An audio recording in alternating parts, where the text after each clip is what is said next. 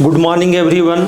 जैसा मैं प्रॉमिस किया था कि दरोगा का लगातार है ना वीडियो मैं बनाते रहूँगा, और इस क्रम में मैंने टेक्स्ट बुक जो आप लोग टेस्ट देते हैं तो उसका प्रैक्टिस सेट का मैंने रेफरेंस लिया है, और जो प्रैक्टिस सेट नंबर 1 है मेंस के लिए, उसमें जितने भी क्वेश्चन मैथ्स के आए हैं उन सभी को मैं लेकर आया हूँ, है ना, कि एग्ज़ाम में आपको इस फॉर्मेट में मिले तो आसानी हो।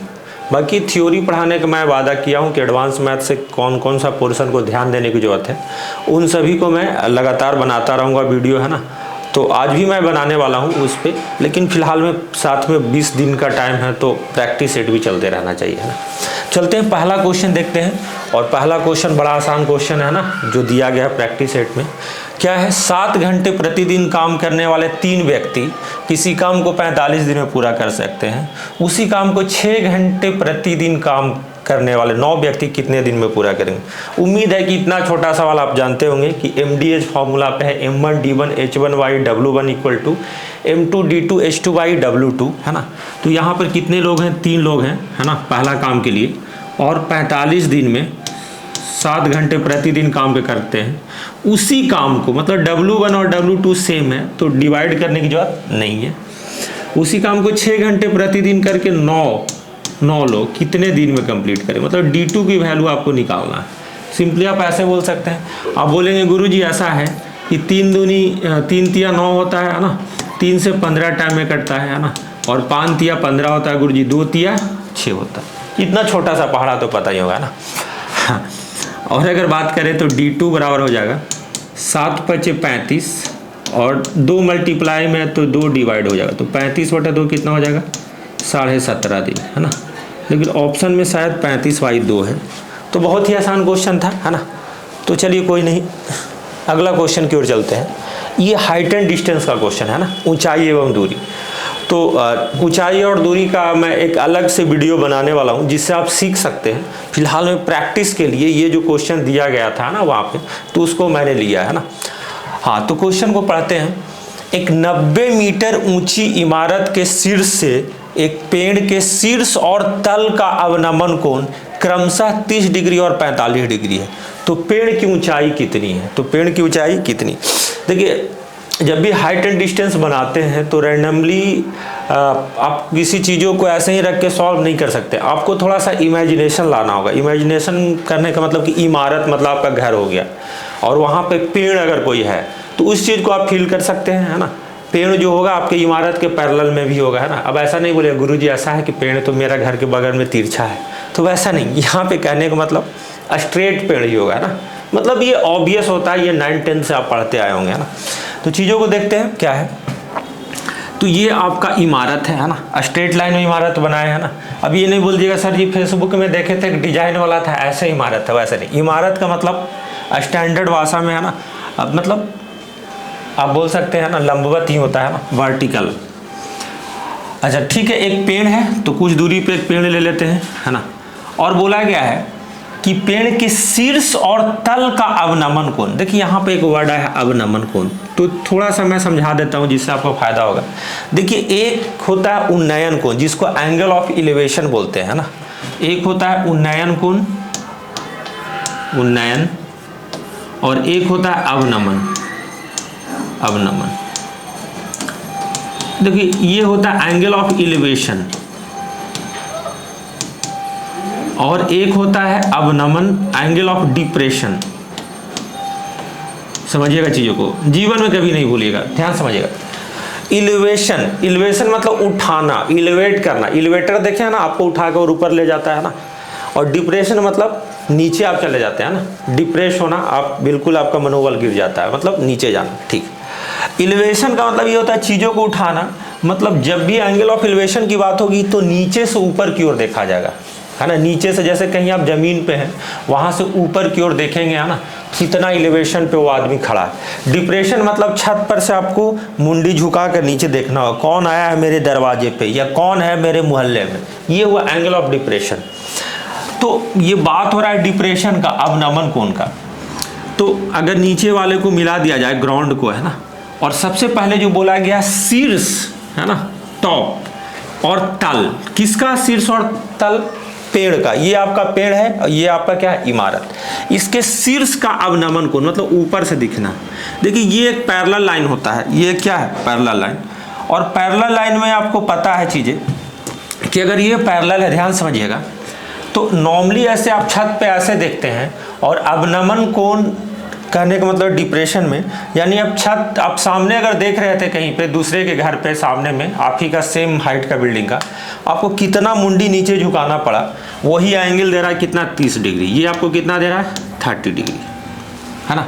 लेकिन जब तल देखेंगे तो तल के लिए और नीचे आपको मुंडी झुकाना पड़ेगा, है ना, पेड़ के तल देखने के लिए। वो कितना दिया गया, तो हम बोल सकते हैं कि ये दिया गया 45 डिग्री। और ये आपका कितना हाइट है, तो इसको मान लें ये दिया गया है 90 मीटर। ये कितना है आपका, 90 मीटर। आपसे पूछा क्या गया है, पेड़ की ऊंचाई, यानी कि अगर ये पेड़ है तो इसकी ऊंचाई आपको चाहिए। इसको कुछ भी मान भी सकते, नहीं मान सकते। अच्छा, इसके पैरेलल में इस पॉइंट से अगर एक लाइन ड्रॉ किया जाए तो बिल्कुल ये वाला लेंथ और ये वाला लेंथ क्या है, बराबर है। अब देखिए, अब जो जॉथ है ट्रिग्नोमेट्रिक रेशियो का जॉथ है। किसका जॉथ है, ट्रिग्नोमेट्रिक रेशियो, त्रिकोणमितीय अनुपात का जॉथ है। लेकिन आपको ये चीज़ और समझना होगा कि अगर ये दोनों लाइन पैरेलल है, अगर ये 30 डिग्री है तो ये वाला भी 30 डिग्री होगा एकांतर कोण से। ये 30 डिग्री कैसे होगा, एकांतर कोण से। अगर ये पूरा 45 डिग्री है और ये पैरेलल है ना, तो ये भी कितना होगा, 45 डिग्री। ये आपको तैयारी करते समय आना चाहिए, लेकिन मैं थोड़ा हाइट एंड डिस्टेंस पे ज़्यादा जोर दे रहा हूँ ना, कि चीज़ें आपके लिए आसान हो। देखिए 30 डिग्री के लिए हमने पढ़ा है ना, पढ़ा है tan 30 डिग्री बराबर 1/√3 लंब बटा आधार, यानी कि ये वैल्यू 1 है और ये वैल्यू कितना है, √3। इस ट्रायंगल में बात करें, ऊपर वाले ट्रायंगल। फिर अगर 45 डिग्री की बात करें तो tan 45 होता है 1, क्या होता है, 1। तो ये है 1 रेशियो, और ये भी 1/1, 1 क्या, 1। अब देखिए, अगर आपको रेशियो से बनाना है तो आपको पता होगा कि सर ये जो बेस है ना, ऊपर में भी ये सेम चीज़ है, ये कभी अलग अलग वैल्यू नहीं हो सकता। ये वैल्यू जब भी होगा गुरुजी तो सेम ही होगा। हम बोलेंगे हाँ ठीक है, सेम कर लो। तो सेम बनाने के लिए इसको √3 से गुना कर देंगे तो 1 जो है √3 बन जाएगा कि नहीं। तो आप बोलेंगे यस सर, इसको आपने ज़बरदस्ती इसको देख कर √3 बनाया, मतलब √3 से गुना किया। तो इसमें भी √3 से गुना होगा, क्योंकि ये दोनों आपस में रेशियो हैं और रेशियो कभी भी चेंज नहीं होना चाहिए। यहाँ से ये पता चला कि गुरुजी आपने पूरा मीनार की हाइट को √3 बना लिया, इसको बेस को √3 बना लिया, इसको मद्देनजर रखते हुए, और ये आपका लेंथ 1 है, तो ये बचेगा क्या, √3 - 1। और यही इसके पैरेलल में पेड़ की लंबाई है। ये एक आयताकार दिख रहा होगा शेप में, है ना। अब हमारा सारा चीज़ कंप्लीट हो गया। हमने ये देखा कि √3 की जो वैल्यू है क्वेश्चन में 90 है, कितना है, 90। तो 1 की जो वैल्यू होगी 90/√3 होगी, है ना। और हमको निकालना है किसका, तो हमको निकालना है पेड़ का। पेड़ है कितना, √3 - 1, क्योंकि ये दोनों पैरेलल है ना, तो इनटू क्या लिखेंगे, √3 - 1। ये एग्जाम में आपको करना होगा अगर पेपर में आता है तो। देखिए, अगर इसको कटिंग पिटिंग की बात करें तो घबराने की जरूरत नहीं है। √3 से काटेंगे तो ये 30 × 3 है, और 3 को काटेंगे तो 30 √3 हो जाएगा। कितना हो जाएगा, 30 √3। 30 √3 को अगर √3 - 1 से बारी बारी से गुना करना है तो फिर से ये गुना करेंगे √3 से एक बार में, तो 30 दिया कितना हो जाएगा, 90 माइनस, फिर 1 से गुना होगा तो कितना हो जाएगा, 30 √3। तो एक क्वेश्चन में बहुत सारा मैंने आपको, है ना, बहुत सारा चीज़ मैंने बताया कि आगे आपको हाइट एंड डिस्टेंस में चीज़ें क्या कांस्टेंट रखना, किसको बराबर करना है, ये चीज़ें आपको पता चले, है ना। तो उम्मीद करते हैं कि ये बातें आपको समझ में आया होगा। ऐसे मैं हाइट एंड डिस्टेंस को और भी रेशियो वाला क्वेश्चन करवाऊंगा आगे के वीडियो में, वो आपके कमेंट और सपोर्ट पे डिपेंड करेगा, है ना। कह रहा है, एक खुदरा विक्रेता एक थोक व्यापारी से 60 पेंसिल के अंकित मूल्य पर 75 पेंसिल खरीदता है। मतलब 60 पेंसिल का MRP पे खरीदा 75 पेंसिल का क्रय मूल्य, आप ऐसा बोल सकते हैं। यदि वह इन पेंसिलों को 6% की छूट देकर बेचे तो लाभ प्रतिशत क्या होगा। भाई साहब, क्या इस लाइन का मतलब, अगर आप ऐसे बोल सकते हैं कि 60 पेंसिल का मार्क प्राइस और 75 पेंसिल का क्रय मूल्य बराबर है कि नहीं भाषा के अकॉर्डिंग, आप बोलेंगे जी सर वही चीज़ तो बोल रहा है। यानी कि 60 पेंसिल का मार्क प्राइस अंकित मूल्य बराबर है 75 पेंसिल के क्रय मूल्य के बराबर। आप यहाँ से 15 × 4 = 60 काटेंगे, 15 × 5 = 75, और मार्क प्राइस बटे कॉस्ट प्राइस का जो रेशियो होगा 5 बटे कितना हो जाएगा 4, यानी कि सिंपली अगर देखा जाए एक्चुअल मार्क प्राइस कितना था 5, क्रैमूल कितना था 4। आप यहाँ से बोल सकते कैलकुलेशन को अगर आपको आसान करना है तो आपको सबसे ज़्यादा जो घी की तरह फ़ायदा करने वाला है मेंटली डिस्टर्बेंस को बचाने के लिए वो डबल जीरो का कंसेप्ट। दोनों में डबल जीरो लगाने से प्रतिशत में कोई फ़ायदा नहीं होगा, क्योंकि प्रतिशत हमेशा 100 के अकॉर्डिंग चीज़ें निकाली जाती है। तो हमने 5-4 को क्या लिख लिया कि 500 आपका मार्क प्राइस है, अंकित मूल्य है सर, क्रैमूल कितना है 400।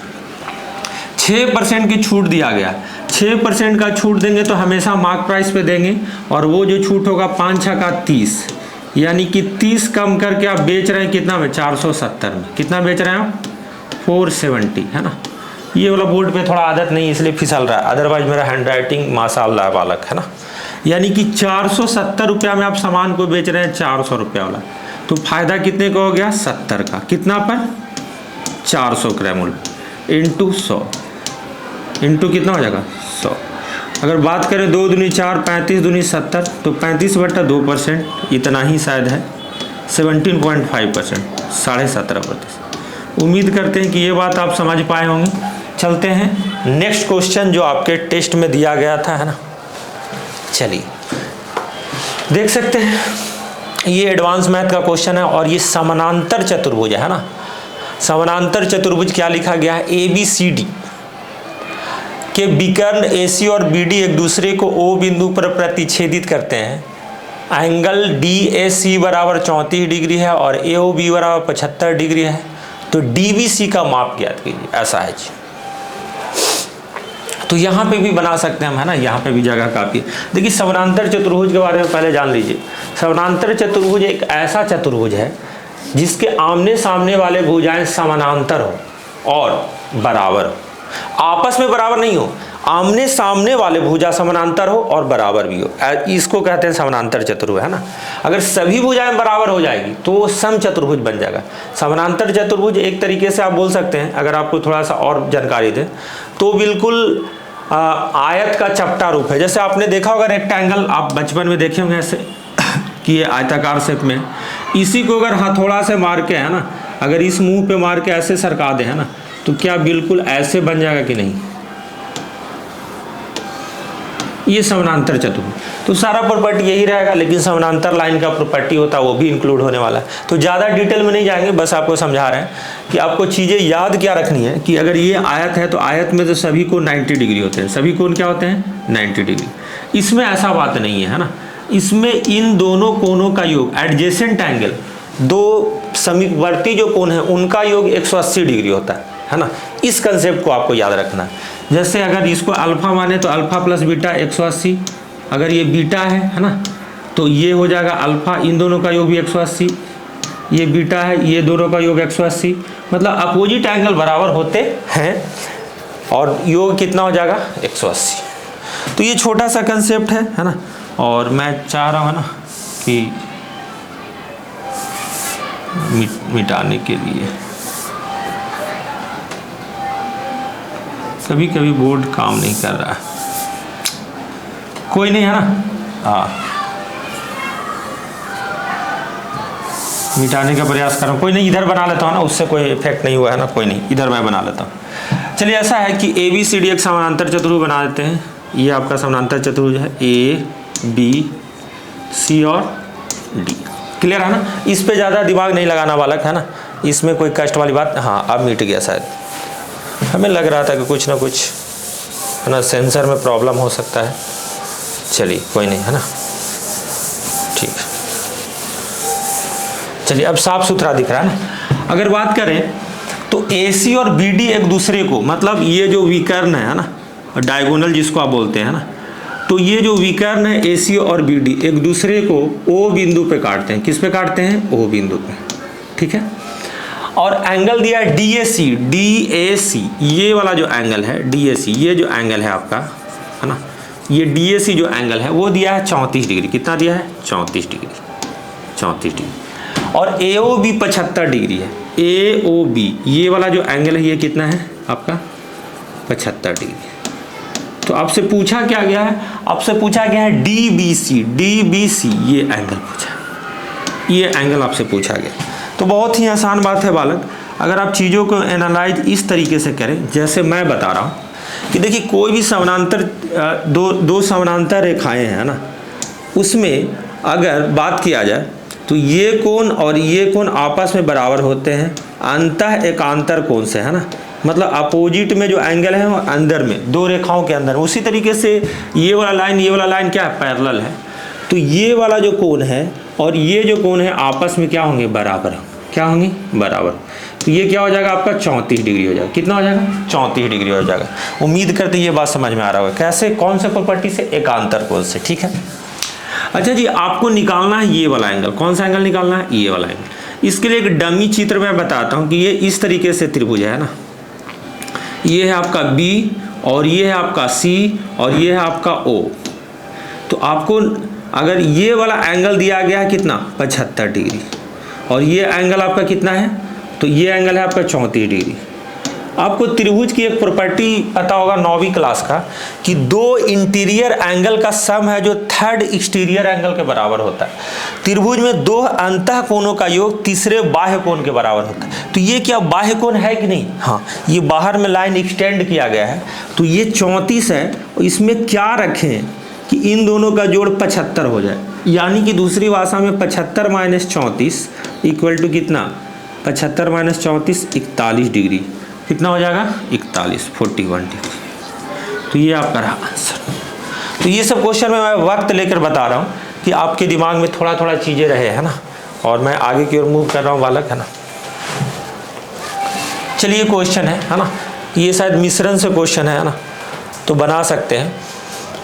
एक विलियन में अल्कोहल की सांद्रता को 80% करने के लिए 25% अल्कोहल वाले 16,500 मिली विलियन में कितनी शुद्ध अल्कोहल मिलानी जानी चाहिए।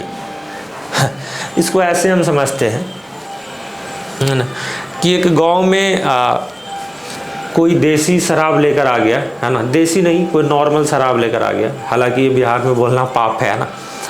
अब देखा कि इसमें अल्कोहल का स्ट्रेंथ जो है ना 25% ही, मतलब 1/4, जितना सॉल्यूशन था उसका 1/4 भाग ही। अब बोला कि ना इससे काम नहीं चलेगा ना, थोड़ा और टाइट पैक चाहिए। ऐसा होता होगा गांव में, है ना। तो उसके लिए कहीं से वो मतलब ऐसा अल्कोहल का व्यवस्था कर रहा है ना, मतलब शुद्ध अल्कोहल को इंजेक्ट कर रहा है, जिससे कि अब जो वाइन जो बने या सॉल्यूशन जो बने उसमें 80% अल्कोहल हो, 100 में 80 भाग हो, है ना।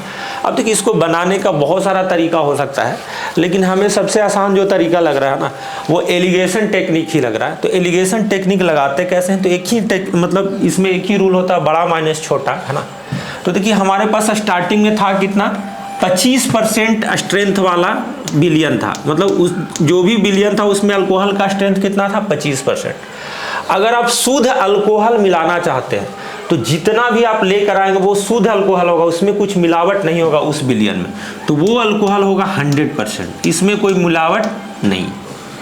और 100% स्ट्रेंथ वाला मिलाएंगे तो फाइनली बनने वाला है कितना, 80%। कितना बनने वाला है, 80%। और मैंने आपको बताया कि एक ही टेक्निक है एलिगेशन का, बड़ा माइनस छोटा। तो 80 माइनस 25 कितना हो जाएगा आपका, 55। 100 माइनस 80 कितना हो गया, 20। तो अब देखेंगे 4 × 20 और 11 × 55।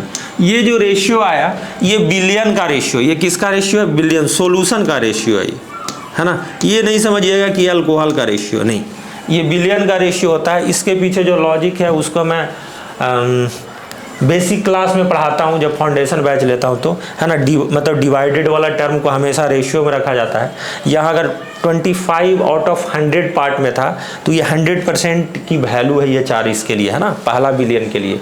और जो मिला रहे हैं, है ना, वो खुद में 100% है ही, तो उसका रेशियो है 11। तो ये चीज़ें फाउंडेशन की बात है, यहाँ पर डिस्कस करें, थोड़ा थोड़ा झलक बता दे रहे आपको, है ना। अब ये जो 4 है, आप बोल सकते हैं 25% जो अल्कोहल वाला था वो कितना का बिलियन था, 16,500 का। 16,500 की अगर बात करें बालक, है ना, तो हम बोलेंगे गुरुजी 16,500 जो ml है वो 4 की वैल्यू, किसकी वैल्यू है, 4 की वैल्यू। और हमको निकालना है किसका, मिलाने वाला, यही तो एडेड है आपका, यही एडेड है ना। तो इंटू क्या कर देंगे, 11, यही आपका आंसर है। अब बात रही सॉल्यूशन की, है ना, तो सॉल्यूशन में आपको कुछ दिमाग लगाने की जरूरत नहीं है। या तो देखिए ये जो भी क्वेश्चन आने वाला है तो ये एग्जैक्ट वैल्यू, डेसिमल तो है नहीं। अच्छा, और दूसरी बात ये है कि 11 का मल्टीपल होगा, तो या तो आप दिमाग लगा के देख रहे हैं कौन से 11 से डिवाइड होने वाला है, तो इसमें धोखा भी हो सकता है 2 ऑप्शन 11 से डिवाइड होने वाला है।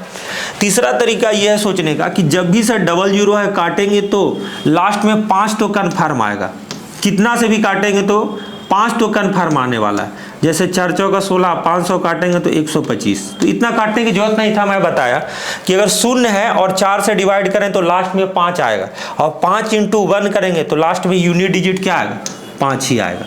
तो डायरेक्टली बिना सोचे हुए, है ना, आप बना सकते थे ऑप्शन के अकॉर्डिंग चीज़ों। ठीक है, तो ये आपका टेक्स्ट बुक का क्वेश्चन है जो स्टैंडर्ड है, वो जो मैं बता दिया। चलिए अगला क्वेश्चन है, आप देख सकते हैं स्क्रीन पे, है ना।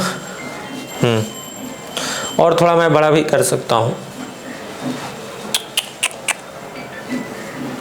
हाँ चलिए, है ना, माफ़ी चाहते हैं, है ना। अब ये आपके स्क्रीन के ऊपर बिल्कुल एडजस्ट हो गया होगा, दिख रहा होगा, है ना। बोला है कि 1 वर्ष के बाद 16% प्रति वर्ष की दर से एक निश्चित मूलधन पर चक्रवृद्धि ब्याज 2496 रुपया है। जब ब्याज अर्धवार्षिक रूप से संयोजित हो तो समान मूलधन पर समान दर से 2 वर्षों में साधारण ब्याज कितना होगा। देखिए ध्यान से समझिएगा, यहाँ तक आपको फुल स्टॉप है ना, यहाँ तक। This line is very important, this line is very important, है ना, कि भाई साहब ये 2496 रुपया जो चक्रवृद्धि ब्याज मिल रहा है 16% का वार्षिक रेट था, और जब इसको छमाही रूप से संयोजित किया जाए तब हमारा जो चक्रवृद्धि ब्याज मिलने वाला है वो 2496 रुपया 2496 मिलने वाला है। तो सेम प्रिंसिपल पे 2 वर्ष में सिंपल इंटरेस्ट कितना होगा, सिंपल इंटरेस्ट कितना होगा। देखिए इसके लिए तो सबसे पहले प्रिंसिपल निकालने की जरूरत है ना, प्रिंसिपल निकलेगा तभी होगा। अच्छा, बहुत लोग जो है इसमें शॉर्टकट भी लगा सकते हैं कि गुरुजी 16% अगर है तो अर्धवार्षिक में 8% हो जाएगा, और जो ये जो मिलेगा 2496 रुपया तो 8% का सक्सेसिव लगाएंगे, 16.64% बराबर 2496, है ना, तो 16% बराबर कितना।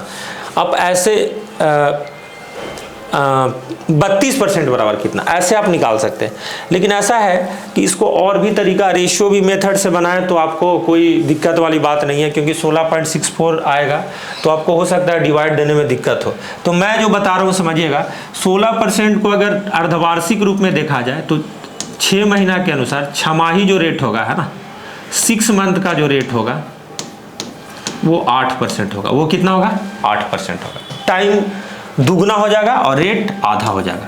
और टाइम वो जो 6 महीना का 2 बार लिए हैं तो टाइम 2 टाइम × 6 मंथ, 2 इंटू कितना है 6 मंथ।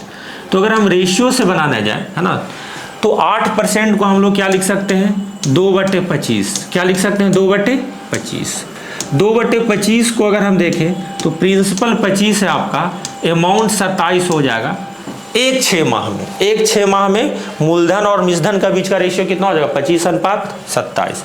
लेकिन 2 बार है, टाइम 2 बार हुआ है तो यह स्क्वायर हो जाएगा। क्या हो जाएगा, ये स्क्वायर। तो 625 रेशियो कितना, 729। इन दोनों का डिफरेंस इन दो कंपाउंड इंटरेस्ट है, तो डिफरेंस कितना हो जाएगा, 75। 100 मतलब 700 हो जाएगा, 75 देंगे तो, और 29 और, तो ये 104। अब 104 की जो वैल्यू है 2496, 2496। अगर आप देखेंगे तो 100 × 24 करेंगे तो 2400 हो जाएगा, और 2400 का 96, यानी कि ये 24 टाइम है। ये कितना टाइम है, 24 टाइम। यानी कि 625 जो यूनिट था उसको 24 से गुना कर देंगे तो ये आपका मूलधन निकल जाएगा। और उसी रेट से 2 वर्ष में सिंपल इंटरेस्ट अगर निकालें तो 16 दूनी 32%। 16 दूनी कितना, 32%। This is your simple interest directly. ये आपका प्रिंसिपल था, और इस प्रिंसिपल पे 32%। 1 साल का 16% सिंपल इंटरेस्ट है तो 2 साल का कितना, 32%। देखिए काटेंगे तो 25 चौका 100 और 25 का स्क्वायर 625। अगर आप काटेंगे तो 4 × 6, है ना, 4 × 6। अच्छा 32 अगर आप देखें तो 25 6 का 150 कर सकते हैं, और 150 × 32 अगर करेंगे तो अब उसी तरीके से है कि 100 से गुना कर देंगे 3200, और आधा गुना कर देंगे तो 1600 और, तो ये हो जाएगा 4800। तो ये 4800 रुपया हो गया। तो ये आपका प्रैक्टिस सेट में दिया गया है। अच्छा, आपके पास तरीका और भी हो सकते हैं, मेरे पास भी बहुत सारा तरीका है, लेकिन हमें लग रहा है कि जो अच्छा होगा, कैलकुलेशन कम होगा, वही चीज़ बताया जाए। देखिए, एक समचतुर्भुज से भी क्वेश्चन पूछा गया है, तो ये वीडियो में मैं थोड़ा थोड़ा आराम से बता रहा हूँ कि चीज़ें हो सकता है आपके लिए ज़्यादा फेवरेबल हो, समझ में आए, है ना। करा एक समचतुर्भुज का एक विकर्ण 12 सेंटीमीटर, है ना। समचतुर्भुज के बारे में बताया आपको, वैसा समानांतर चतुर्भुज जिसकी सभी भुजाएं क्या हो, बराबर। तो एक विकर्ण आपको कितना दिया गया है, 12, ठीक है। उसका क्षेत्रफल 30 सेंटीमीटर स्क्वायर है। तो अगर विकर्ण का अगर क्षेत्रफल के पॉइंट ऑफ व्यू से देखा जाए तो फॉर्मूला होता है 1/2 इंटू d1 इंटू d2 बराबर एरिया ऑफ समचतुर्भुज। ये फॉर्मूला आप कभी ना कभी पढ़े होंगे, ये बड़ा इंपॉर्टेंट है। जो एक स्पेशल मैं वीडियो बनाऊंगा एडवांस का, तो उसमें इन फॉर्मूला को मैं डिस्कस करूँगा, इस पे एग्जाम में आता ही है। अब जैसे दरोगा में भी आया, एसएससी के थ्रू जो सचिवालय सहायक का जो एग्जाम हुआ था ना, बीएसएससी आप बोल सकते हैं, उसके +2 वाले में भी आया था, है ना, जो लास्ट टाइम हुआ था, और इस बार भी जो एग्जाम हुआ था उसमें भी आया है समचतुर्भुज पे। तो बड़ा इंपॉर्टेंट कंसेप्ट है ये। हाँ, तो अगर वैल्यू, अगर d1 की वैल्यू मान लेते हैं, अगर 30 दिया गया है, सॉरी 12 दिया गया है, तो d2 की वैल्यू बहुत आसानी से निकाला जा सकता है ना।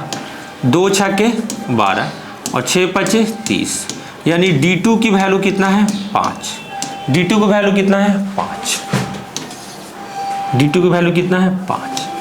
ये 90 डिग्री होता है, और ये आपसे इसका साइड पूछा गया है a, है ना। तो अब बात को समझिएगा, एक 12 है और एक 5 है, एक 12 है एक 5। तो मैक्सिमम लोग देखेंगे और आंसर ये मार देंगे, लेकिन ये बिल्कुल आंसर क्या है, गलत है। देखिए, ऐसा है कि जो ट्रिपलेट जो आपका यहाँ पर जो बन रहा है, इसको ध्यान से समझिएगा जो चीज़ों को मैं बता रहा हूँ।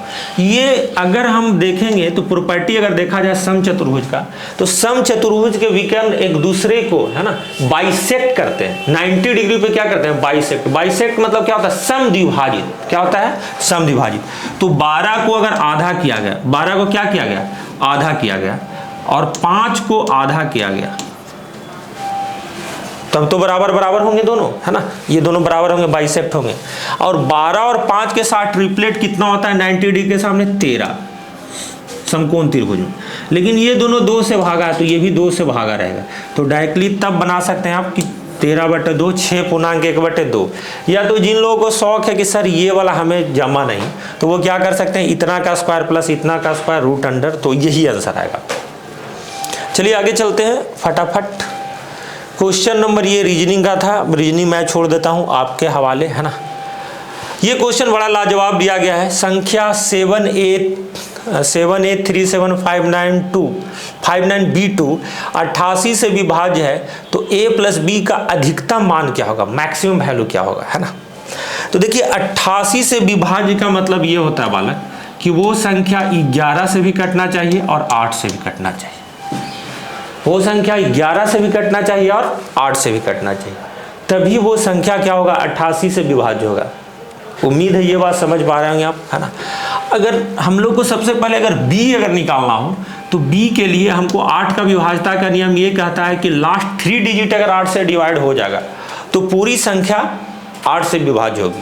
तो अगर आप देखें लास्ट 3 नंबर 9b2, 8 से अगर इसको डिवाइड देंगे तो देखिए बहुत सारा नंबर हो, कटने की संभावना है कि कोई भी नंबर रखेंगे तो कट सकता है, लेकिन हमें क्या चाहिए, अधिकतम मान, यानी कि b भी उसमें अधिकतम हो। यही हुआ ना, अधिकतम कैसे आएगा, a + b, b मैक्सिमम होगा तभी होगा।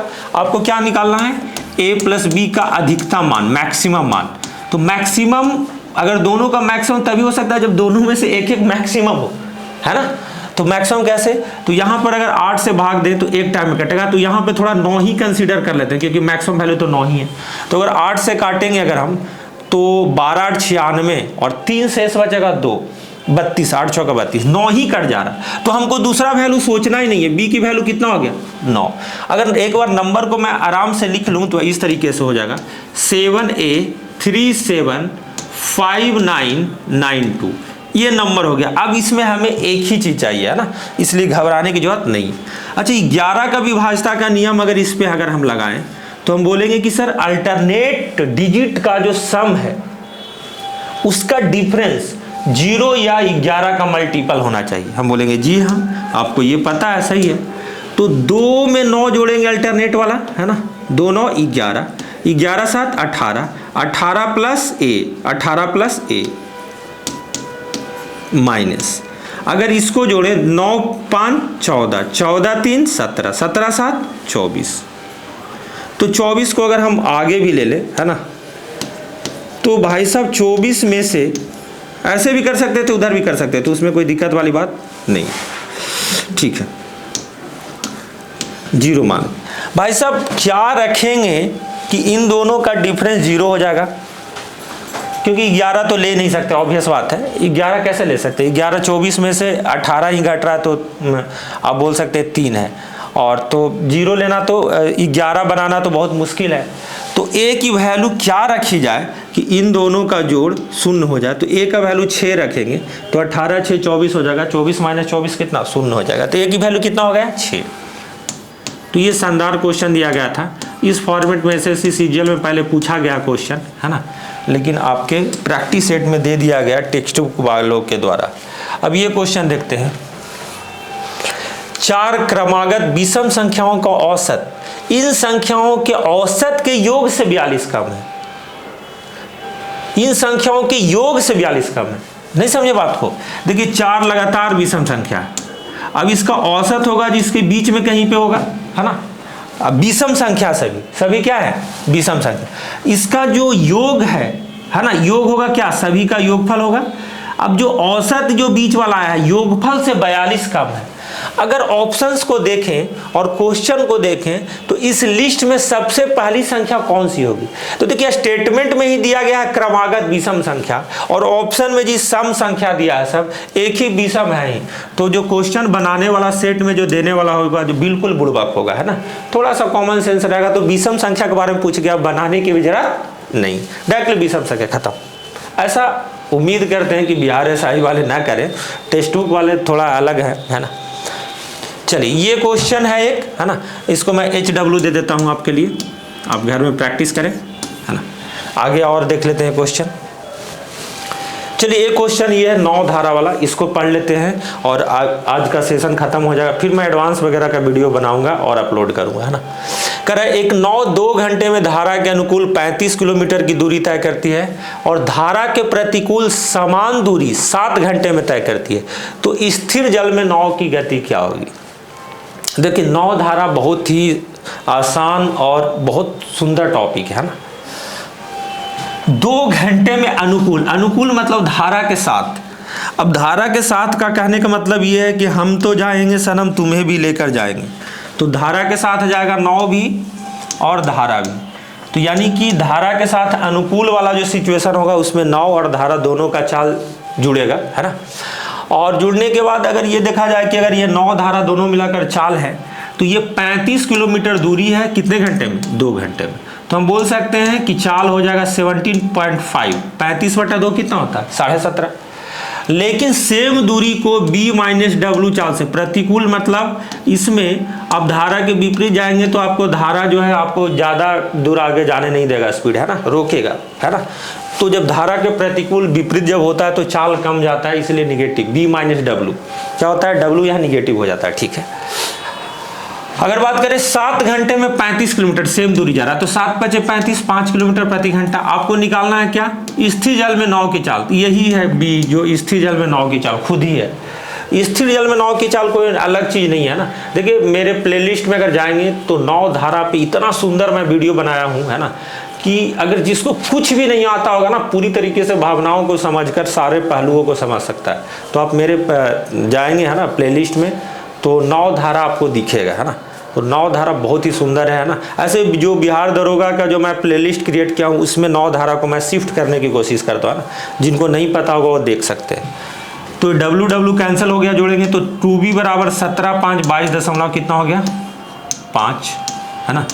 B की वैल्यू हो जाएगी 11 दूनी 22 और 0.5 को 2 से भाग देंगे तो 0.25 किलोमीटर/आवर। तो उम्मीद करते हैं कि आज का सेशन से थोड़ा बहुत जरूर फायदा मिला होगा। हमें इसी तरीके से मोटिवेट करते रहिए कि मैं जल्दी जल्दी वीडियो बनाता रहूं, है ना, और लाइव भी आने का कोशिश करूं, है ना। तब तक के लिए जय हिंद, जय भारत, है ना। Thank you.